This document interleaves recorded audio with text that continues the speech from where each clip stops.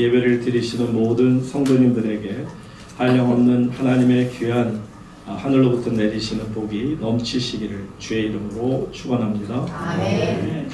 이 시간 선교는 영적 전쟁입니다 라는 제목으로 지금 사도행전 강해를 쭉 하는 가운데 오늘 사도행전 13장 4절로 12절 말씀으로 함께합니다. 우리가 가끔가다 뉴스를 보게 되면 누군가가 산속에 깊이 들어갔다가 조난을 당했다라는 뉴스를 보고요. 그러다 보면 많은 구조대가 투입이 돼서 마침내 그를 찾아오게 되면 사람들이 박수를 치고 환호하는 것을 볼 수가 있습니다. 혹시 여러분들이 아이들을 키우면서 어려서 그 아이들을 쇼핑센터라든지 그런 곳에서 잠시지만 잃어버린 경험이 있을 수 있습니다. 저희 집사람도 저희 아들아이가 한 2살 정도 났을 때 쇼핑센터 데려갔다 워낙 극성이라 잠깐 없어져서 나중에 이 쇼핑몰 웨스트필드라는 큰 쇼핑몰 거기에까지 가서 아나운스까지 해서 우리 동양 아이 하나를 찾고 있다.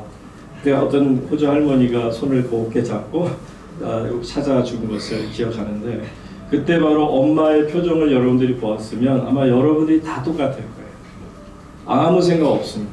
그저 잃어버린 내 자식 찾는 심정. 찾기까지는 그 무엇도 물 한 모금조차도 엄마는 필요가 없습니다. 아이를 찾는 일만이 평생의 유일한 소망이 그 순간에 되기 때문이죠. 여러분, 예수님께서 이 땅에 오셔서 잃어버린 영혼을 찾을 때 그냥 많은 사람들이니까 그냥 이들 중에 몇 명만 찾으면 되겠지. 갈급함이 없죠. 그러나 하나님의 마음은 그렇지 않습니다. 이 세상을 이처럼 사랑하사. 그 말 속에는 내가 내 온 몸과 마음과 정성을 다해 잃어버린 내 자녀들을 찾아내겠다라는 말씀입니다. 그래서 오늘날 우리에게 이런 은혜의 정말 하나님의 구원의 역사를 이루어 주신 줄로 믿습니다. 예수님께서 우리에게 원하시는 것이 딱 하나 있다면 그것은 바로 이 잃어버린 자를 찾는 그 따뜻한 심정. 그래서 그곳에 가서 그것이 선교지이든 그것이 어느 곳이든 내 가정이든 어느 곳이든 잃어버린 영혼들을 불쌍히 여기고 갈급한 마음. 내 자녀는 워낙 착하게 잘 살고 있습니다. 내 남편은 법 없이도 사는 사람이고 꼭 예수를 안 믿어도 잘 살 수 있습니다 라는 마음을 갖는 순간에 여러분 속에 갈급한 심령 자체를 잃어버린 것이죠. 이 아이에게, 이 남편에게, 이 아내에게, 이 내 누이 동생에게 복음을 전하지 않으면 결코 내게 화가 있을 것이다. 그에게도 화가 있고 내게도 화가 있을 것이다 라는 그런 절박한 심정이 없고서는 우리는 복음을 제시할 수가 없는 것입니다. 여러분, 복음이라는 게 참 순수했어요. 초대교회, 우리가 지난주에는 안디옥 교회가 선교하는 교회라는 것을 우리가 말씀을 배웠는데 이 선교하는 안디옥 교회에서부터 보시게 되면 정말 순수한 열정 그 하나였습니다. 그래서 잃어버린 영혼을 찾고자 하는 갈망으로 이제 선교가 시작이 됩니다. 그러다가 보니까 이 복음의 순수성에 열정까지 더해서 순교하는 일이 대부분 선교사들의 다반사였습니다. 자, 그런데 이제 로마가 기독교를 국교로 선포하면서 1000년 동안 지내면서 중세 시대로 돌아갈 때 여러분 아시는 것처럼 세상에 그런 암흑 시대가 없습니다. 무슨 말이냐면 종교와 정치가 하나로 묶여지게 되죠. 종교와 정치가 하나로 묶여지면 온 세상이 하나님 나라가 될 것이라 사람들이 착각했으나 교회라는 제도 속에, 그러니까 결국은 교황이라는 자가 이제는 세상 황제까지 자신 앞에 무릎 꿇게 하는 권력을 가졌으나 이미 교회가 제도화되고 또 인간에 불과한 교황이 중심이 되며 인간 중심적인 교회로 가게 될 때 성경도 필요 없고 무엇도 필요 없고 다만 교황이 입에서 나오는 말이 성경의 권위보다 더 권위가 있다라는 착각에 빠지게 될 때 그들은 전혀 복음을 제시하거나 복음을 열정적인 그런 믿음의 열정을 가지고 잃어버린 영혼을 찾고자 하는 심정이 전혀 없었다라는 것을 압니다. 결국은 종교개혁이라는 게 무엇입니까? 인간 중심인 결국 교황을 중심하는 그 교회에서 벗어나서 말씀으로, 이제는 믿음으로, 오직 예수로, 오직 하나님의 영광을 위하여 돌아가자 하는 것이 종교개혁이었고, 그래서 이 땅에 개신교가, 프로테스탄트가 세워졌음을 이미 지난주에도 설명을 드린 바 있습니다. 자, 이처럼 하나님께서는요, 다시 개신교를 세우신 것은 뭐냐면 복음이 제시되어야 된다는 거예요. 복음이 전파되어야 되는 겁니다. 결국 교회의 마지막 사명은 뭐냐? 선교라는 거예요. 선교를 위해서 하나님께서 교회를 세우셨음을 우리에게 말씀하는 거죠. 여러분, 예수님께서 부활하신 다음에 이 땅에 며칠을 계셨어요? 보통 부활하시면 아유, 이 땅 지긋지긋해. 그러면 바로 올라가셔야 되지 않아요? 가셔도 누구 한 사람도 한마디 할 수 없어요. 왜? 아니, 부활하신 예수님이 본인이 알아서 하늘나라 가시는데 하루면 어떻고 바로 그 즉시로 한두 시간 안에 올라가신들 누가 뭐라 그러겠습니까? 그런데 예수님께서는 며칠? 40일을 이 땅에 계셨죠. 그러면 이 땅에 계신 목적이 무엇일까요? 구태여 부활하신 예수님이 이 땅에 머무신 목적은 뭐냐면 다른 건 아닙니다. 예수님이 가지셨던 그 믿음의 열정, 복음의 열정, 선교의 열정입니다. 한마디로 그 비전을 만나는 사람들에게 심어주길 원하고요. 그래서 부활하신 예수님 마지막 하나님 나라로 승천하시기 바로 전에 하신 말씀이 바로 이 말씀이에요. 누가복음 말씀 한번 볼까요? 마가복음 말씀 듣습니다. 16장 15절에 보면 또 이르시되 너희는 온 천하에 다니며 만민에게 무엇을 전파하라? 복음을 전파하라.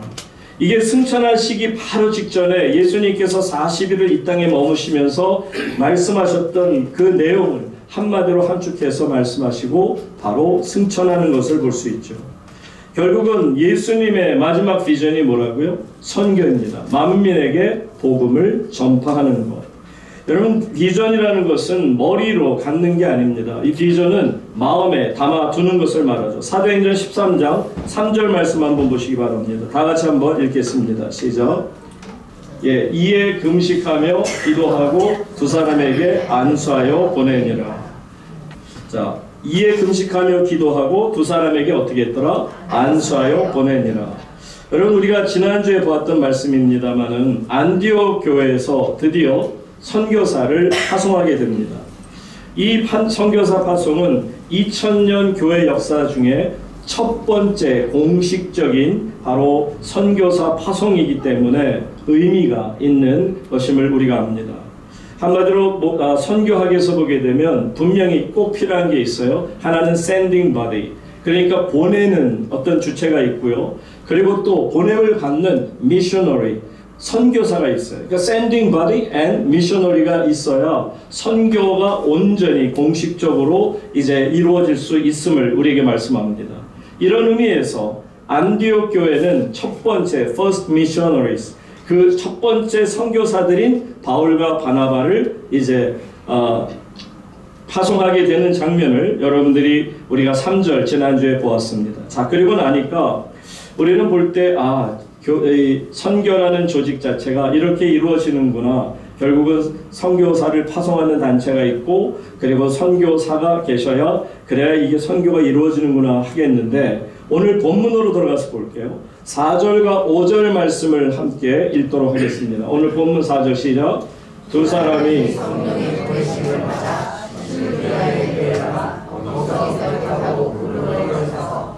5절 계속. 하나님의 말씀을 유대인의 여러 회당에서 전할세 요한을 수행원으로 두었더라. 지금 다시 4절로 가서 보세요.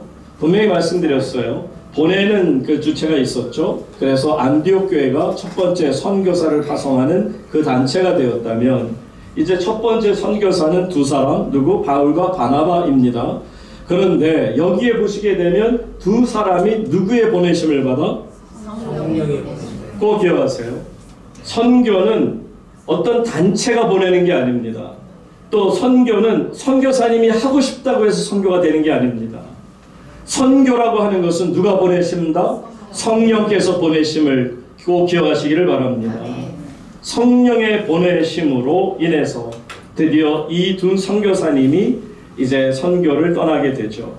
자, 이제 선교사님이 어디로 가냐면 사이프러스, 구브로라고 하는, 지금도 사이프러스 섬은 워낙 유명하죠. 터키와 그리스 중간에 있는 섬이고, 그러다 보니까 인종도 그리스 사람, 터키 사람, 그리고 사이프러스, 구브로 사람들 세 종류의 분들이 지금 그 섬에 현재 살고 있습니다만은, 자, 어쨌든 이 섬, 아름답기 그지없는 큰 섬입니다. 이 섬에 살람이라고 하는 동쪽 끝 항구에 도착하게 됩니다. 6절 넘어가서 볼게요. 6절. 온 섬 죄송합니다. 6절. 온 섬 가운데로 지나서 바보에 이르러 바에수라 하는 유대인 거짓 선지자인 마술사를 만나니, 그 전에 5절 보시겠어요? 살람에 이르러 하나님의 말씀을 유대인의 여러 회당에서 전할세 요한을 수행원으로 두었더라. 첫째는 어디로 갔냐면 바로 이 구브로 섬, 사이프러스 섬의 동쪽인 살람이라는 곳, 큰 도시입니다. 그곳에 갔다가 그곳에서 어디로 갔느냐? 6절 넘어가서 보세요. 이름이 바보예요. 한국 이름으로 이게 바보라고 되는데 원래 그분들의 발음으로 보면 파퍼스라고 하는 발음인데 한국말로 그냥 바보라고 적었어요. 어쨌든 바보가 사는 섬이 아니에요. 파퍼스라는 이 섬인데, 자, 이 섬에 이르렀다. 오늘 우리는 이 섬에 이르는 것을 보면서 바로 이 구브로 섬, 바보라는 이 항구 도시에서 첫 번째 선교 사역이 시작이 됩니다. 근데 선교 사역이 첫 번째 시작이 되는데 어떻게 시작되는지를 한번 볼까요? 말 그대로 우리가 이 선교 사역을 보면 첫 번째 만난 선교 사역에서 와, it's a spiritual warfare. 그러니까 영적 전쟁이구나. 그래서 오늘 설교 제목이 뭐죠? 미션. 선교는 뭐라? is a spiritual warfare. 영적 전쟁입니다. 선교는 영적 전쟁입니다라는 것이 바로 오늘 우리가 말씀을 보면 왜 선교는 영적 전쟁일까를 생각해 볼 수가 있죠. 자, 이번 처음에 이 구브로 섬에 도착해서 바보에 이르게 될 때 거기에서 누구를 만나냐면 무당을 만납니다. 바예수라 하는 유대인 거짓 선지자인 마술사를 만났다라고 되어 있습니다. 여러분, 이거는요 세계 어디든지 선교사님들이 가시게 되면 항상 흔하게 있는 일이에요. 누구를 먼저 만나냐면 그곳에 토속 신앙을 가진 자들을 만납니다. 여러분, 우리가 분명히 기억하잖아요. 조선이라는 시대에 있을 때 선교사님들이 왔을 때 가장 많이 정말 선교사님들을 힘들게 하고 괴롭혔던 게 뭐냐면 불교, 유교 이런 거 아닙니다. 불교, 유교도 여러 가지 어려움을 줬을 수 있으나 그것보다는 토속적인 신앙을 가진, 샤머니즘적인 신앙을 가졌던 그런 미신의 신앙을 가진 자들이 결국은 이 기독교가 복음화되는 것을 가장 두려워하고 가장 막았던 것을 보게 되죠. 그런데 처음에 도착하자마자 만난 바로 이 무속 신앙인을 만나는 것은 어쩌면 선교지에 가서 당연한 일일 것입니다. 자, 두 번째로 넘어가서 보시게 되면 두 번째로 또 만나는 사람이 있어요. 거기에서 7절 다 같이 읽겠습니다. 시작. 그가 바울과 함께 있으니 서기오 바울은 바나바와 사울을 불러. 두 번째로 만난 사람은 바로 서기오라는 사람입니다. 이 서기오 바울이라는 사람은 이 말씀하기를 뭐라고 되어 있냐면 지혜 있는 자라. 그 사람은 하나님의 말씀을 듣고자 하였더라 라고 되어 있어요. 여러분, 이 서기오 바울이라는 사람의 그 포지션은 어떤 거냐면 총독입니다.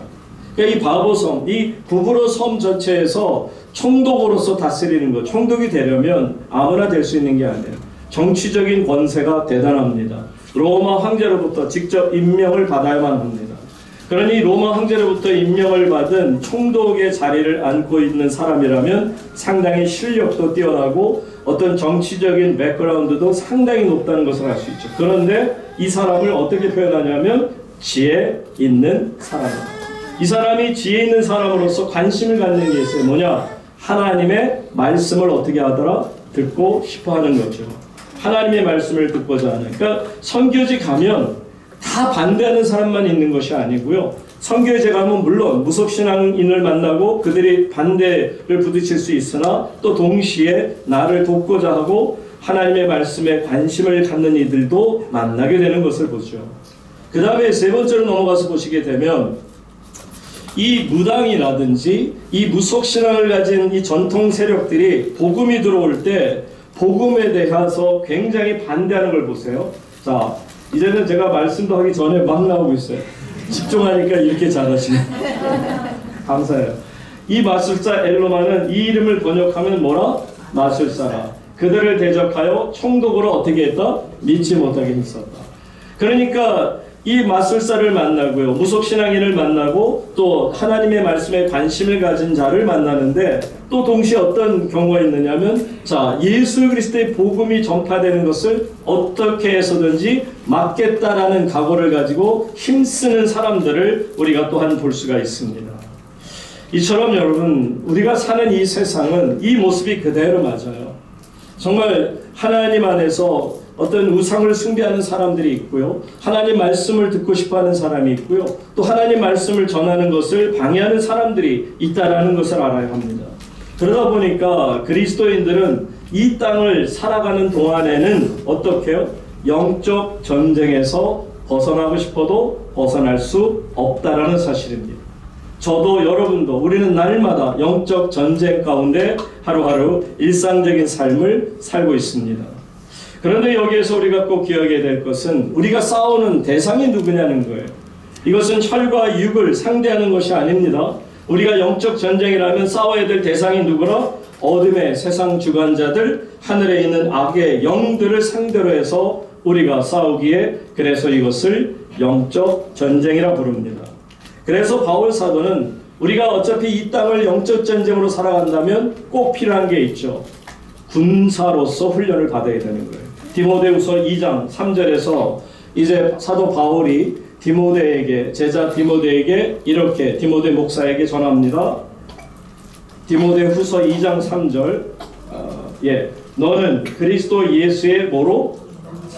good soldier, good soldier가 되어야 된다는 거예요. 좋은 병사로 나와 함께 고난받으라. 고난받으라는 얘기는 훈련을 받자는 거예요. 그래서 네가 좋은 병사가 되든, 병사가 필요한 게 뭐예요? 전쟁에 투입이 돼야 되는 거예요. 영적 전쟁에 승리하려면 저도 여러분도 좋은 병사가 될 수 있기를 바랍니다.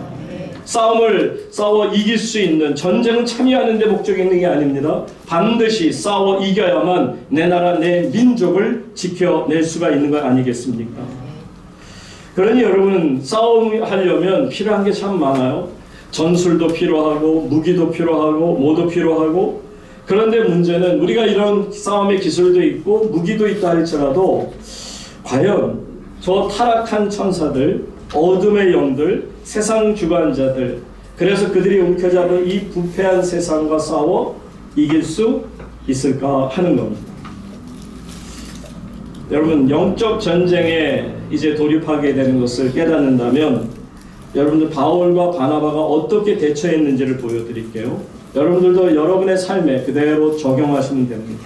여러분들이 영적 전쟁에서 악한 귀신을 만나거나 더러운 악한 영들의 역사를 만나게 될 때 여러분 결코 두려워하지 마시고요. 오늘 본문에서 우리에게 첫 번째 선교사인 바울과 바나바가 보여준 그 믿음 그대로, 그들의 그 말씀의 어떤 삶 그대로를 우리가 따라가면 되는 것이죠. 자, 보세요. 9절 같이 가서 봅니다. 여러분들이 이제 더러운 악한 영들의 역사를 보게 될 때 여러분들 보세요. 어떻게 하라고요? 바울이라고 하는 사울이 어떻게 했더라? 성령이 충만하여. 성령 충만함이 먼저입니다. 그래 여러분, 성령 충만을 날마다 하나님의 성령의 기름 부으심을 기도할 수 있기를 바랍니다. 우리에게서는 성령의 기름이 떨어져서는 안 돼요. 계속 하나님께서 부으시는 성령의 기름이 차고 넘쳐야 돼요. 성령이 충만하여. 그 다음에 보세요. 여기서 중요한 장면이 나와요. 그를 어떻게 했더라? 주목하고. 한마디로 꿰뚫어져 보는 거예요. 여러분, 귀신은요 영적인 존재라서요, 만약에 우리가 성령 충만함 받지 못하고 어줍지 않게 가서 오라 그러면 귀신이 우리에게 뭐라 그러는지 아세요? 너나 잘하세요. 실실 웃으면서 너나 잘하세요. 그래요. 그런데 여러분들이 성령 충만하여 그를 주목하여 보게 되면요, 여러분, 더러운 귀신이 함부로 하지 못합니다. 여러분들, 귀신은 말 그대로 영물이에요. 영물. 그래서 여러분이 기도하는 사람인지 성령 충만함을 갖고 있는지 아닌지를 너무 잘 알고 있어요. 여러분들이 예수 믿는 척하면서 겉으로는 예수쟁이인데 뒤로는 나쁜 짓하고 비신앙적인 삶을 살고 있는 것을 귀신은 귀신같이 알아요. 그래서 여러분들이 귀신같이 알기 때문에 여러분의 인간적인 약점이 잡히는 순간에는 꼼짝 못합니다. 세상적으로도 그렇잖아요. 누군가의 약점을 잡혔다? 그 사람 앞에서 고개를 제대로 못 드는 것처럼 여러분 귀신을 이기려면 다른 거 없어요. 성령 충만함을 받아야 합니다. 이건 지적인 문제가 아니에요. 영적인 문제가 아니에요. 박사를 받았느니 안 받았느니 얼마나 실력이 있느니 그게 중요한 게 아니에요. 영적인 존재하고 대할 때는요, 먼저 내가 성령 충만함을 받고 그를 쳐다보는 순간 그가 내 눈을 바라보면서 두려움을 느껴야 돼. 내가 두려움 느끼는 거 아니야. 아우 귀신만 봐도 무서워. 영화 같은 데서 귀신 잠깐 나와도 흰옷만 입으면 어우 섬뜩하고, 귀신 얘기만 들어도 뭔가 섬뜩하고. 여러분 그러지 마세요. 귀신은 여러분의 밥입니다. 예수를 믿는 주의 자녀들에게 하나님께 주신 권세가 있음을 믿으시기 바랍니다. 귀신은 여러분 말 그대로 애들 같아갖고 내가 입김으로 불기만 해도 날아가 버린다 생각하세요. 생긴 건 두렵게 생길 수 있어요. 그런데 얼마나 비겁한 줄 아세요? 더러운 귀신을 향해서 여러분들이 딱 맞닥뜨려서 그를 주목하게 되면 마귀가, 귀신이 덜덜덜 떨고 어느 순간에 꼬리를 확 감추는 개처럼 덜덜덜 떠는 것밖에 없어요. 얼마나 비겁한지 모릅니다. 여러분 제가 상도교회 처음에 이제 지난번에 섬기던 교회 처음에 갔을 때 얼마 안 돼서 한 1년인가 정도 됐을 때 그 권사님 가정에서 귀신 들린 딸이 하나 있다 해서 좀 기도해달라 부탁을 받고 갔어요. 근데 여러분 우리가 하나님 안에서 믿음을 가지고 성령 안에 서 있다 보면 항상 그 더러운 귀신을 주목할 수 있잖아요. 그러면 그 귀신의 역사를 우리가 읽어낼 수가 있단 말이죠. 그래서 제가 이제 우리 그 신방 권사님하고 그래서 또 그분 또 친한 그 권사님하고 해서 몇 분 모시고 그곳에 갔어요. 낮에 갔는데 그 젊은 그 딸 아이가 그냥 이불을 뒤집어 쓰고 누워 있어요. 그때 나이 하여튼 그 젊은 대학 이화여자대학에 나올 정도로 공부도 잘하고요. 상당히 실력도 있고 얼굴도 미모도 있는 그런 젊은 아가씨인데 이 아가씨가 이불을 쓰고 누워 있어요. 그래서 이제 제가 들어가고 목사님 오셨다 하고 권사님들 안고 그랬더니 갑자기 얘 액션이 귀신 들린 자들의 모습이 있잖아요. 뭔가 으르렁거리고 막 눈을 갖다 부라리고 뭔가 막 안절부절 못하는 그 모습이 나옵니다. 근데 제가 이제 그 가서 기도하고 말씀을 대언하기 전에 이렇게 쳐다보니까 이 친구는 귀신이 든 게 아니에요. 귀신이 들린 것처럼 그렇게 행동을 하고 있어요. 그래서 제가 잠깐 권사님들 잠깐 조용하시고 이 시간에 제가 이 자매에게 묻겠는데 자매님 왜 귀신이 안 들었는데 귀신이 든 것처럼 그렇게 행동합니까? 잠깐 자리에 앉으세요. 그랬더니 이 친구가 막 처음에 누워서 막 뭐라 그러다가 이제 앉게 됩니다.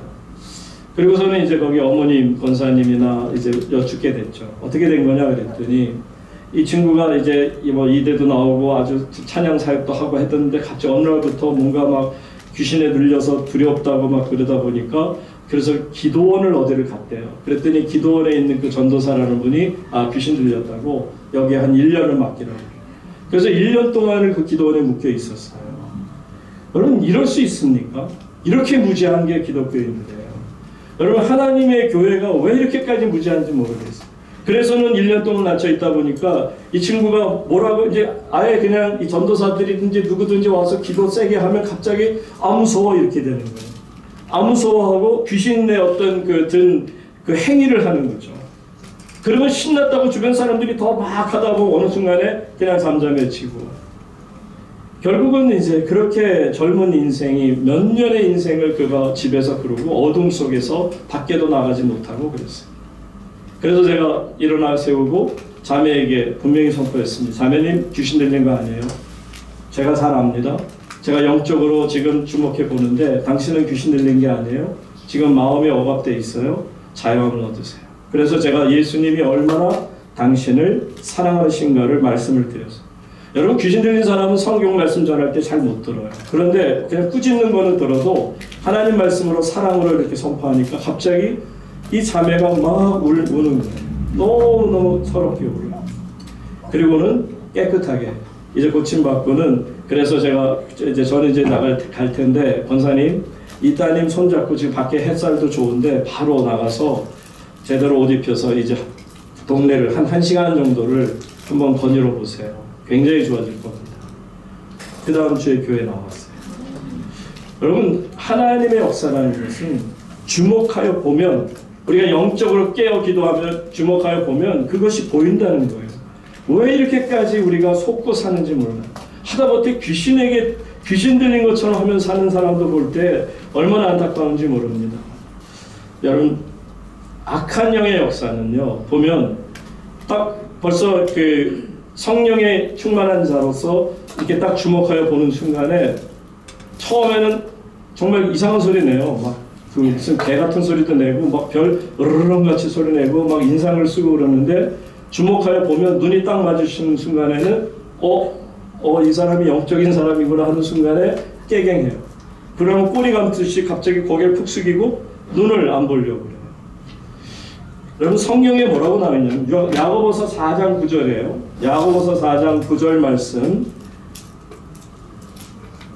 잘됐다 안 됐다. 4장 죄송해요. 9절에 7절인데 제가 9절 내니까 순간 당황했던 제가 틀렸습니다. 그런즉 너희는 하나님께 복종할지어다 어떻게 하라? 마귀를 대적하라. 그리하면 누가 누구를 피해요? 마귀가 우리를 피하지 우리가 마귀를 피하는 게 아니에요. 여러분들이 정말 예수의 이름을 가지고 주목하여 보게, 다시 9절 나가서 보면 주목하여 보게 되면 우리를 피하는 것은 더러운 악한 영의 역사가 피하는 것이지 우리가 피하는 것이 아니라 하는 거예요. 그런데도 불구하고 어떤 분들은 귀신씨 아니면 귀신님 아니면 이제 떠나주시면 안 될까요? 내가 밥을 좀 잘 차려주면 항상 잘 차려먹고 가시겠습니까? 여러분, 귀신에게 대하는 태도는 그래서는 안 됩니다. 여러분들이 그를 주목하여 보는 것만으로도 여러분 앞에 역사가 나타날 줄로 믿습니다. 아멘. 제가 호주에서 목회를 처음에 이제 개척교회 하고 시작한 지 얼마 안 됐을 때 금요 성령 집회로 참 많은 은혜가 있었어요. 그냥 많은 또 젊은 청년들이 많이 몰렸고요. 근데 오늘 감사하게도 저기 우리 차순철 장로님이 그때 청년으로서 여기 좀 오늘 이제 우리 서 권사님하고 부부 동반해서 마침 호주에서 잠깐 다니러 오셨는데 어떻게 딱 이 지금 간증을 하려고 그랬더니 보니까 차 장로님이 계시는데 그 당시에 참 청년들이 많이 모였어요. 어른 성도들도 많이 계시지만 젊은 청년들이 계속 모이는데 그때 한마디로 막 불받은 청년들. 청년들 중에 방언 못하는 사람 없이 전부 다가 그냥 라라 따따따 니스메끼리 네스메끼리 하고 얼마나 기도를 열심히 했는지 몰라요. 그런데 이분들이 모여서 기도를 하다 보니까 어느 날 밤은 본인들끼리 아마 열 몇 명이 모여서 기도를 했나 봐요. 근데 그때 마침 다른 교회 청년이 그곳에 오게 됩니다. 그때 차정론이 계셨어요. 어쨌든 그 듣다 보면 기억이 날 수도 있고요. 그때 그 제일교회인가 어딘가 여자 우리 청년이 그 친구 따라서 저희 교회에 오셔서 같이 기도를 하게 됐다. 청년들하고 기도하다가 갑자기 귀신의 역사가 나타났다는 거예요. 난리가 난 거예요. 그래서 청년들이 배운 건 있으니까 가운데다 놓고는 열 몇 명이 삥 둘러 앉아가지고 방언으로 막 기도하니까 이 콩복도 벗기는 거예요. 가운데서 귀신 들린 이 여자 청년이 막 펄쩍펄쩍 뛰고 뒹구르고 난리가 난 거예요. 그렇게 몇 시간을 내다보는데 그런데 문제는 안 나가요. 안 나가니까 전 새벽 2, 3시인가 자고 있는데 전화가 왔어요. 급하게 지금 교회를 좀 와달라고. 그래서 제가 잠자다 말고 그 새벽에 이제 교회를 갔어요. 그랬더니 청년들이 정말 14명 청년들이 있고 그 가운데 그 또 귀신 들렸다고 하는 이 청년이 펄쩍펄쩍 뛰고 난리가 났어요. 그래서 보니까 귀신의 역사가 나타났어요. 그래서 귀신 역사가 막 나타나고 있으니까 제가 가서 청년들에게 좀 조용히 하십시다. 그리고 그 청년을 인도했던 또 다른 그 여자 자매하고 또 그 이 청년 한 2명, 남자 청년들 2명하고 어떻게 또 사태가 일어날지 모르니까 옆에서 힘이 워낙 강해지거든요. 더러운 귀신 들리는 사람 중에 대부분이 힘이 강해져요. 그래서 옆에 이제 또 보호하기 위해서 오고 그렇게 해놓고는 제 그 베스트리라고 하는 제 방에서 사무실에서 이제 기도를 했는데 제가 가서 기도를 했어요. 기도할 때 간단하게 했어요. 길게도 안 했어요. 하나님 아버지, 이 사랑하는 자매가 너무나도 어려움 속에 있습니다. 사랑하는 이 귀한 딸을 묶고 있는 이 악한 영을 하나님 예수의 이름으로 묶어 주시옵소서. 믿음 안에서 떠나갈지어다. 그냥 그 말씀 한마디, 그것도 소리도 안 지르고 간단하게 기도하고 했더니 막 통곡을 하고 그래요. 얼마나 우는지. 그러다가 눈이 풀리면서, 그리고는 다시 저기 귀신으로부터 해방감을 받고 아주 기쁘게 웃는 것을 볼 수 있어요. 그러면 왜 청년들하고 제 차이가 뭐가 있을까? 저도 그 고민을 했어요. 왜냐면 우리 청년들 정말 순수하게 기도하는 청년들이었거든요. 얼마나 뜨겁게, 그 밤에도 정말 다른 분들, 저도 자고 있는데 그 청년들이 잠도 안 자고 하나님의 교회에 모여서 그냥 랄라라 따따따 하고 하나님 앞에 기도를 드리고 있었으니 얼마나 아름답습니까? 그런데 왜 그분들은 바로 쫓지 못하고 저는 가서 그냥 간단하게 말씀 전하듯이 그렇게 하고 그냥 기도도 크게 소리도 안 내고 했는데 왜 떠나갔을까? 물론 차이가 있을 수는 있겠죠. 제가 구태여 차이를 찾아보니까 다른 차이 아니에요. 그분들이 갖는 열심과 열정, 그게 아니에요. 저보다도 더 열심히 있는 분이 있을 수 있어요. 그런데 그분들이 갖지 못한 게 제가 하나가 있더라고요. 그게 뭐냐면 저는 목회자의 영성을 가지고 있더라고요. 제가 목사로서, 교회의 지도자로서 하나님께서 저에게 성령의 기름을 부어주시는 순간 목사의 영을 갖게 돼. 나중에 이제 제가 귀신론을 한번 하면서 제가 목사의 영을 가졌던 역사가 얼마나 정말 놀라운가를 나중에 한번 말씀드릴 시간이 오긴 할 텐데 어쨌든 그건 나중에 하고요. 자, 이 목사의 영을 가지고 제가 기도했을 때 하나님의 역사가 어떻게 나타나는가를 깨달을 수 있었고요. 두 번째는 좀 청년들하고 달랐던 각도인 것 같아요. 저는 이 청년을 보는 순간 너무 가슴이 아팠어요. 얼마나 굶주렸으면 이렇게까지 영적으로 정말 하나님 앞에 새로워지려고 이런 어려움을 당할까. 정말 불쌍히 여기는 마음 하나였어요. 그래서 목사의 영을 가지고 불쌍히 여기는 마음으로 가서 손을 얹고 간단하게 기도하자마자 악한 귀신이 그대로 떠나가더라고요. 여러분, 귀신의 역사라고 하는 것은 장난에 불과합니다. 우리를 속이는 것에 불과합니다. 그랬더니 보세요. 바울이 이렇게 뭐라고 말하는지를 보면 10절로 넘어가서 볼게요. 본문 10절입니다. 다 같이 한번 읽겠습니다. 시작.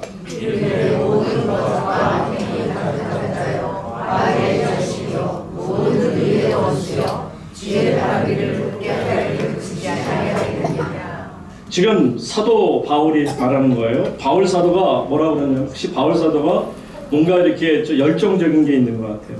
한번 선포합니다. 이르되 지금 이 엘루마라고 하는 이 마법사, 점치는 자, 이 자를 향해서 지금 더러운 귀신을 향해서 지금 선포하는 겁니다. 모든 거짓과 악행이 가득한 자요, 마귀의 자식이요, 모든 의의 원수요, 주의 바른 길을 굽게 하기를 그치지 아니하겠느냐. 와우. 이런 표현을 아마 이 바예수라고 하는, 여러분 이 엘루마라고 하는 것은 그냥 마법사 내지는 점치는 자라는 뜻의 별명이에요. 그런데 원래 이 사람의 이름이 또 뭐냐면 바예수. 근데 이 바예수도 진짜 이름이 아닌 것 같아요. 왜냐하면 바라는 것은 아들이라는, son이라는 뜻이고요. 예수라는 것은 여러분 아시지만 예수라는 이름은 그 당시 가장 흔한 이름 중에 하나였거든요. 그런데 예수 그리스도가 나타나시면서 예수의 이름이 권세 있는 이름이 됐거든요. 그러니까 아마 지금 이 엘루마라는 사람도 유대인이었죠, 그죠? 그도 유대인이었더라고 나오잖아요. 그가 유대인으로서 분명히 예수에 관한 이야기를 듣다 보니까 이왕 점치고 마술할 거면 좀 능력 있고 센 사람을 내가 택하겠다. 그래서 나는 누구라? 예수의 아들이라. 그래서 바예수라는 이름을 가지게 된 겁니다. 이 바예수라는 자가 이처럼 자신이 이 사람을 갖다가 총독을 속이면서까지 돈을 벌고 있었는데 갑자기 바울이 나타나서 뭐라고, 선교제에서 첫 번째 선교사인 바울이 뭐라고 꾸짖냐면 이르되 너는 거짓과 악행이 가득한 자다. 너는 마귀의 자식이다. 너는 모든 이의 의의 원수가 되는 자요, 주의 바른 길을 굽게 하는 자다. 네가 예수라는 이름을 사용하고 예수의 아들로서 행세하고 더러운 귀신을 쫓는다고 네가 얘기하는지 모르지만 네 스스로가 귀신에 잠식된 자다 라고 말씀하고 있는 겁니다. 성도님 여러분, 우리는요 이런 영적 권세가 우리 속에 있음을 알아야 돼요. 바울에게만 있는 게 아니에요. 저에게도 있고 여러분에게도 있어요. 우리는 그래서 악한 영들을 향해서 우리는 끝없이 정말 선포할 수 있어야 돼요.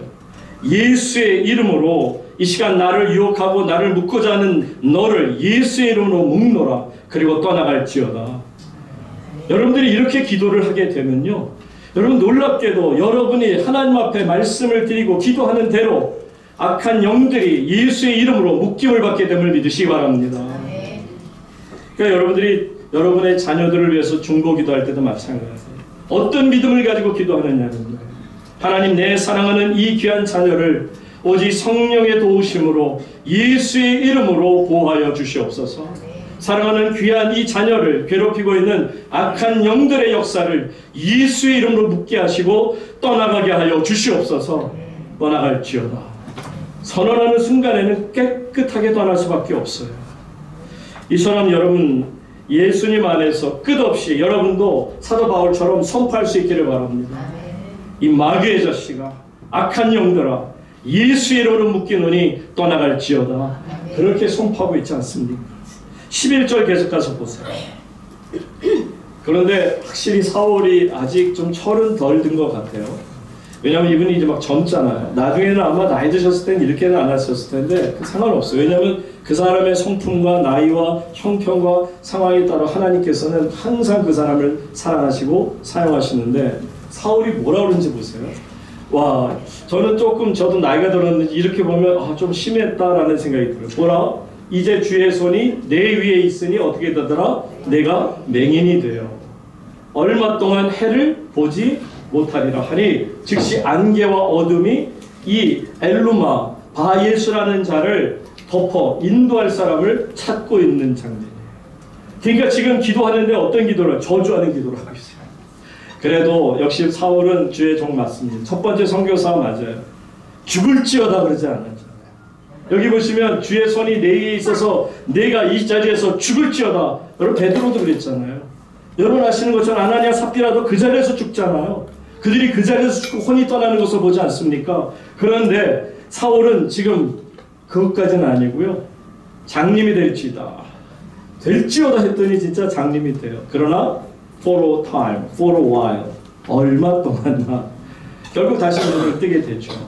어쨌든 이게 하나님의 권세라는 거예요. 성령 충만한 자가 더러운 악한 영을 만났을 때 뒤로 물러서는 것이 아니라 오히려 앞걸음 하나를 더 걸어가서 그에게 선포하는 것이 하나님의 능력인 줄로 믿으시기 바랍니다. 아멘. 그러면 여러분의 삶이 훨씬 재밌어져요. 아멘. 하루하루 순간순간이 너무 행복해요. 아침에 일어나서도 저녁에 잠을 잘 때에도 그냥 마음이 너무 평안하고요. 악한 주변의 영들의 역사가 예수의 이름으로 묶임을 받는 사실을 내가 분명히 믿는다면 힘드세요? 기도하세요. 예수의 이름으로 악한 영들의 역사를 묶으시기 바랍니다. 사실 여러분 악한 영의 역사는 분명히 있어요. 여러분의 가정을 분란을 시키고 정말 부모와 자녀의 관계를 깨뜨리고 형제 간의 관계를 깨뜨리고 여러분의 삶을 무너뜨리고 여러분의 부부관계를 무너뜨리고 정말 힘들게 하는 일들이 얼마나 많습니까? 악한 영들의 역사가 분명히 여러분의 가정에 있을 수 있어요. 그때마다 여러분 당하지 마시고요. 이게 영적인 일이구나. 선교가 영적 전쟁이라면 내 삶 역시도 영적 전쟁이라는 것을 깨달을진데 하나님 앞에 기도하며 나아가세요. 그래서 여러분의 자녀를 위해서 예수의 이름으로 여러분 자녀의 주변에 악한 영들의 역사가 포진하고 있다면 그 영들을 여러분들이 기도로 묶으시고 그래서 기도로 그것을 축사할 수 있기를 주의 이름으로 축복합니다. 아멘. 다 내쫓으셔야 돼요. 악한 영의 역사를 다 물리치셔야 돼요. 아멘. 여러분 예수님의 능력이 얼마나 대단한가를 이제 말씀을 좀 드리고 마칠게요. 말라기에 보게 되면 우리가 예수님을 태양으로 생각할 수 있어요. 태양과 비유해서 말씀을 하는 겁니다. 말라기 4장 1절로 한번 가서 보세요. 만군의 여호와가 이르노라 보라 용광로 불같은 날이 이르리니 교만한 자와 악을 행하는 자는 다 지푸라기가 될 것이라 그 이르는 날에 그들을 살라 그 뿌리와 가지를 남기지 아니할 것이로되. 물론 여기에는 태양이라는 말이 안 나옵니다만 2절 3절로 넘어가면 이것이 결국 태양으로 인해서 나타나는 역사라는 것을 아는데요. 태양에는 두 가지의 어떤 양면성이 있어요. 하나는 뭐냐? 태우는 게 있어요. 여기 보시는 것처럼 용광로 불같은 날이 이를 때 그 태양이 얼마나 뜨거운지 교만한 자와 악을 행하는 자 다 지푸라기 같이 태워버린다는 거예요. 그 이르는 날에 이제 그들을 살라서 그 뿌리와 가지까지 다 태워버리겠다는 거예요.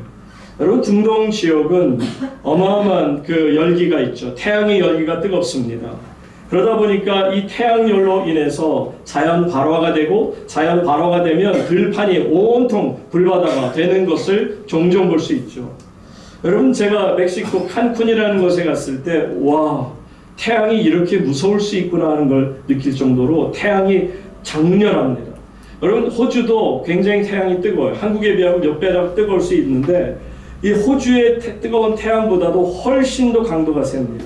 얼마나 센지 가면 순간 어떻게 태양이 이렇게 뜨거울 수 있을까? 그래서 멕시코나 그쪽 주변들 중남미 사람들이 믿는 신이 태양신이에요. 왜냐하면 그 적도 근처에서 태양이 얼마나 뜨거운지를 경험하는 사람들은 태양에 대한 두려움이 있어서 그래서 태양신을 섬기는 거 아니겠습니까? 지금 예수 그리스도의 어떤 그 타이폴로지죠. 전형적인 모습에서 나오는 것이 뭐냐? 태양과 같이 예수님이 마지막 날에 이르게 되면 뭐 어떻게 하신다? 다 태워버리신다는 거예요. 악한 자들을 다 태워버리시고 이 세상의 모든 악을 다 태워버리신다는 거예요. 여러분, 이 생각이 선교하는 주의 백성들의 생각 속에 있어야 돼요. 마지막 날이 이르기 전에 우리가 그래서 이 사람들을 구출해야 되는 것이죠. 아까 처음에 정말 이 불쌍한 영혼들을 하나라도 구원하고 싶은 마음을 말하죠. 그러면 두 번째로 한번 볼게요. 2절로 넘어가서 보면 이 태양의 어떤 그 펑션, 기능이라고 하는 것은 어떤 기능이 있는지 또 보세요. 내 이름을 경외하는 너희에게는 뭐가 떠올라? 공의로운 해가 떠올라서 무슨 광선? 치료하는 광선을 비추니 너희가 나가서 어떻게 한다? 외양간에서 나온 송아지같이 기뻐서. 얼마나 좋습니까? 우리 애기들 그냥 쇼핑센터 같은 데 풀어놓으면 막 정신 못, 너무너무 기쁘잖아요. 너무 깡충깡충 뛰는 거예요. 너무 좋아서. 여러분, 여기서 보시는 것처럼 예수 그리스도께서 이제는 뜨거운 태양으로서 모든 것을 태우는 태양이 아닌 태양의 의미로서 모든 사람을 어떻게 한다? 치료하는 광선이다. 여러분, 예수 그리스도, 부활하신 예수님께서 우리에게 비춰주실 때 우리가 영원한 생명을 얻게 될 줄로 믿습니다. 그러니까 우리가 선교를 함에 있어서 영적 전쟁이라는 것은 여러분 각오를 하셔야 돼요. 첫 번째는 우리가 하나님 앞에 기도할 때 예수 그리스도의 능력이 모든 것을 태우고도 남는 능력이 있구나 하는 것을 깨닫고요. 두 번째는 그러나 예수님은 사랑이요, 그 사랑으로서 치료하는 광선을 베푸시니 모든 사람들이 외양간에서 나온 송아지처럼 기쁠 수 있구나. 그런데 여러분, 마지막이 뭔지 아세요? 3절 보세요. 마지막에는 이것이 무섭습니다. 저는 하나님 안에서 교회에게 주신 권세요, 주의 종들과 선교사님들과 주님을 믿는 모든 자녀들에게 주신 권세가 바로 이것입니다. 다 같이 읽겠습니다. 시작.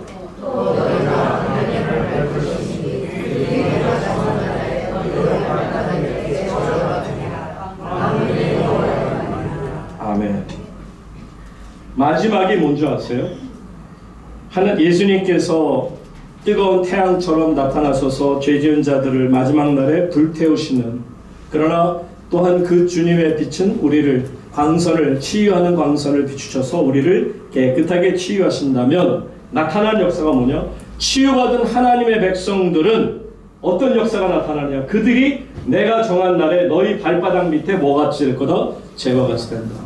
결국은 하나님을 믿지 못하고 저주하던 무리들을 마치 오늘 그 사도 바울이 만난 그 엘루마라는 사람을 자신의 발밑에 두고 너는 당장 장님이 될지라 하는 것이 뭐예요? 한마디로 무시무시한 권세를 가지고 선포하는 것. 그런데 놀랍게도 그것이 이루어질 때 12절 가서 보세요. 12절에 어떤 말씀이 나옵니까? 그것을 본 서기오 총독이 그렇게 된 것을 보고 믿으며 주의 가르치심을 놀랍게 여깁니다.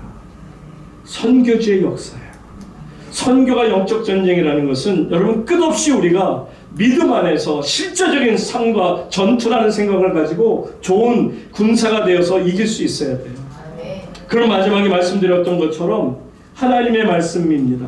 아까 다시 말라기 4장 3절로 가서 보시면 결국은 하나님이 그들을 우리의 발밑에 재와 같이 두게 되실 것이다. 우리가 악인을 밟을 때, 여러분 시편 2편 9절 보세요. 네가 철장으로 그들을 깨뜨리며 질그릇같이 어떻게 한다? 부수리라. 계속 보시면 누가복음 10장 19절 말씀 보세요. 다 같이 읽습니다. 시작.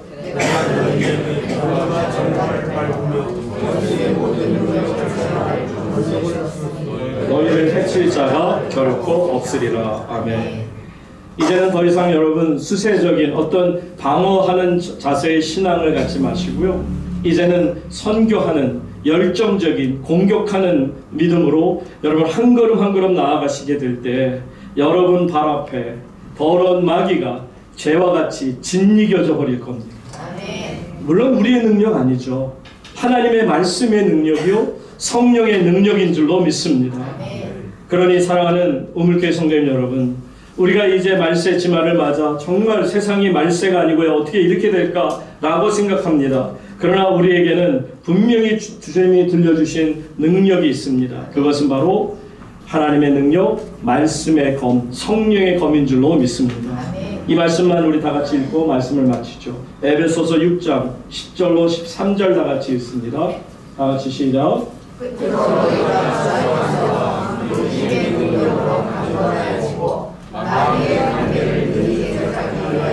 하나님의 전신갑주를 입으라. 우리의 이름은 혈과 육을 상대하는 것이 아니요 통치자들과 권세들과 이 어둠의 세상 주관자들과 하늘에 있는 악의 영들을 상대함이라. 그러므로 하나님의 전신갑주를 취하라. 이는 악한 날에 너희가 능히 대적하고 모든 일을 행하는 데 속히 되리라. 아멘. 사랑하는 오물교회 성도 여러분, 하나님의 전신갑주를 입고 여러분 앞에 놓여있는 영적 전쟁에서 늘 승리하는 하나님 나라 좋은 군사가 되기를 주의 이름으로 축원합니다. 기도하겠습니다. 하나님 아버지, 교회는 선교하는 것이요 선교하는 교회는 영적 전쟁에 돌입하였음을 분명히 깨닫고 날마다 하나님 말씀을 묵상하고 그 가운데 기록된 대로 다 지켜 행하며 무릎 꿇어 정말 하나님 앞에 간구하는 백성들이 되게 하여 주시옵소서. 그래서 성령님이 함께 하시고 도우셔서 하늘로부터 내리시는 신령한 권능을 가지고 이 땅을 참 기쁨과 감사로 하루하루 살아가게 도와 주시옵소서. 예수님 귀하신 이름으로 감사하며 기도드립니다.